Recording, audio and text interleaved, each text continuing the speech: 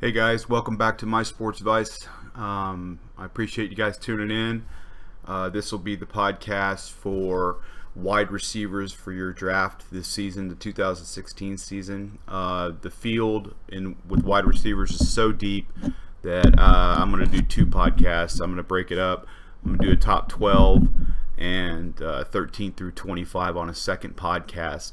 There are so many wide receivers out there, and I just have to break it up in two because I try to limit the podcast to less than, right around 15 minutes.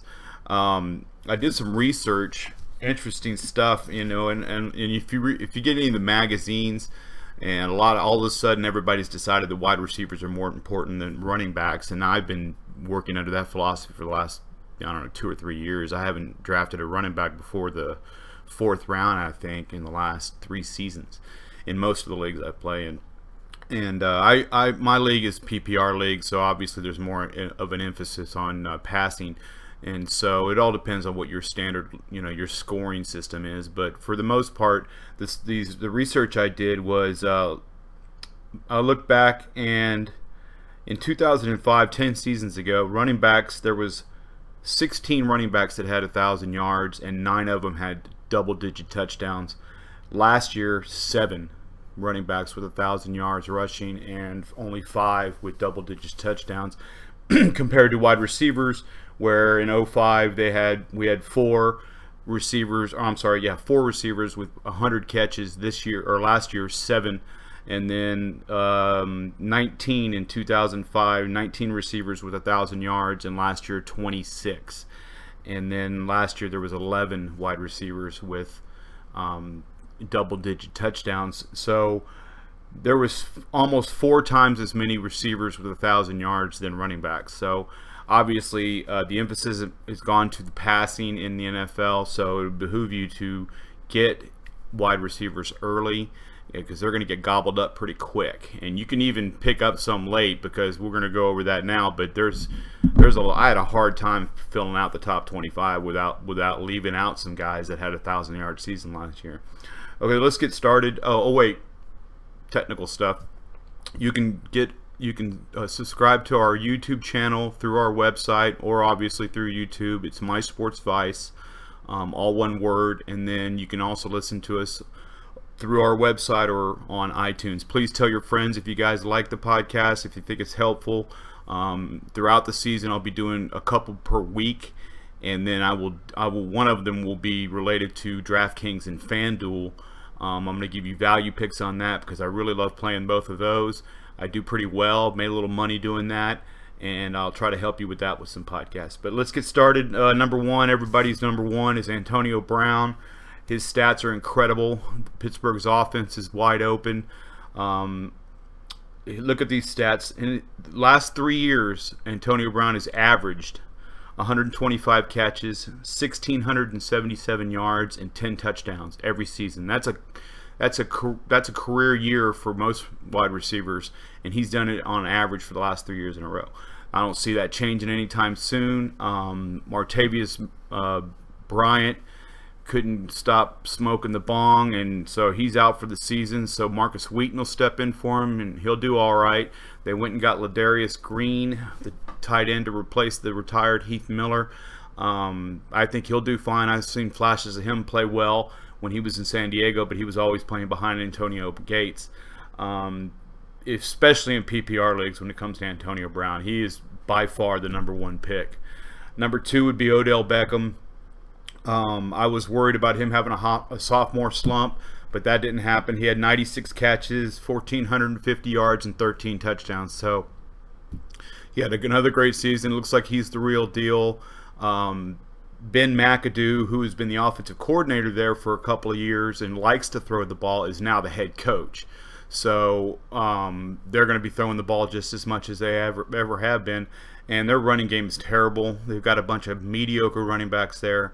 And the division has gotten a little bit tougher, so I think they'll be throwing the ball a lot this season. Odell Beckham's number 2.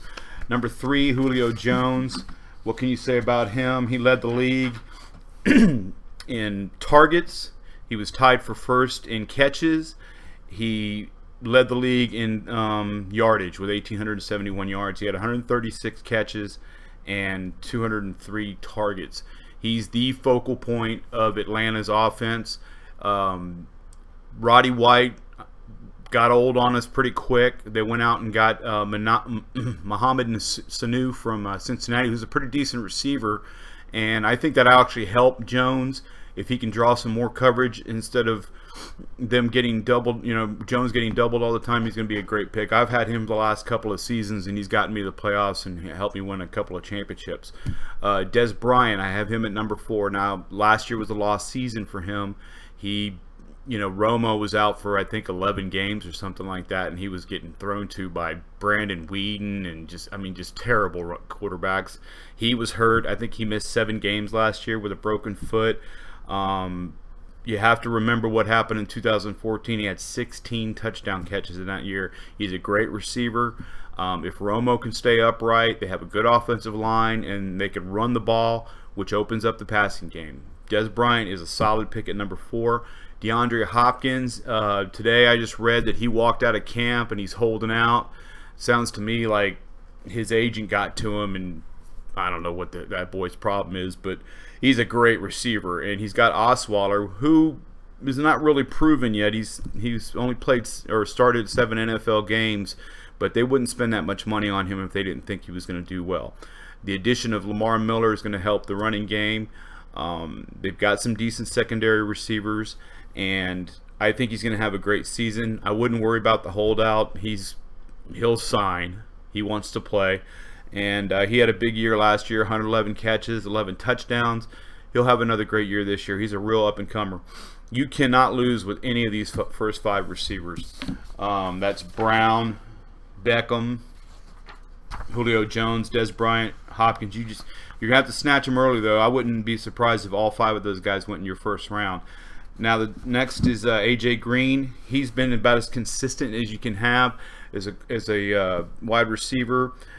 He's never gained less than 1,000 yards in his 5-year career, and he's good. I've had him on a few of my teams. He has some bad games here and there. They try to force feed him sometimes too much. They did lose Marvin Jones and Mohamed Sanu, which is, I don't think that's going to be a problem. I think that'll just up the amount of targets that he ends up getting. They have Tyler Eifert, of course, who's a good tight end, and that'll help. Giovanni Bernard coming out of the backfield. They're a good offense, and A.J. Green is a good receiver. Jordy Nelson at number 7. I'm a little concerned about the injury part of it. They put him on the PUP, so he's going to miss part of the training camp, which I think is good. They're not taking any chances on him. And a lot of receivers and running backs, they're these days they have such good doctors and physicians and trainers to where they really recover from these knee injuries pretty quick, and you really can't tell that they were ever injured.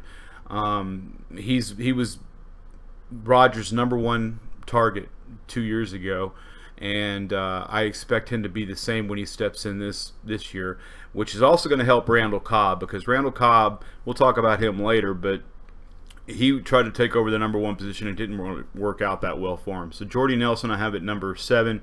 I think he's going to be a good solid pick. That's a great offense.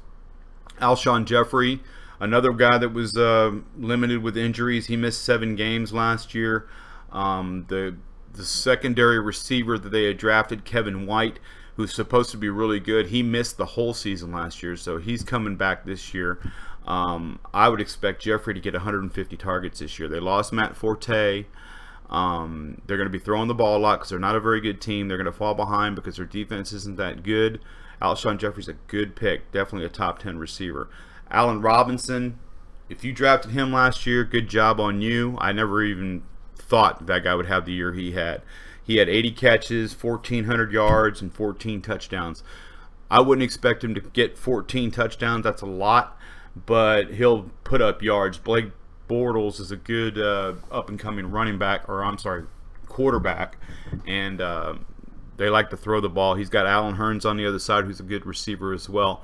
So I think Allen Robinson will have a great season. Mike Evans, that guy's a beast, man. If you just look at that guy, he's huge, fast. He goes up and gets the ball.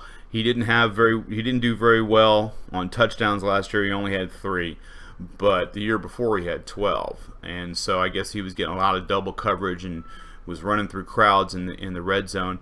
He's got Jameis Winston going in his second year, who did pretty good last year, better than I expected him to do. And he's just going to get that much better. They've got some good tools around him. Doug Martin's a good running back, but I really like Mike Evans. I think he's going to be a real star in this league, so I have him at number 10. Number 11, Amari Cooper.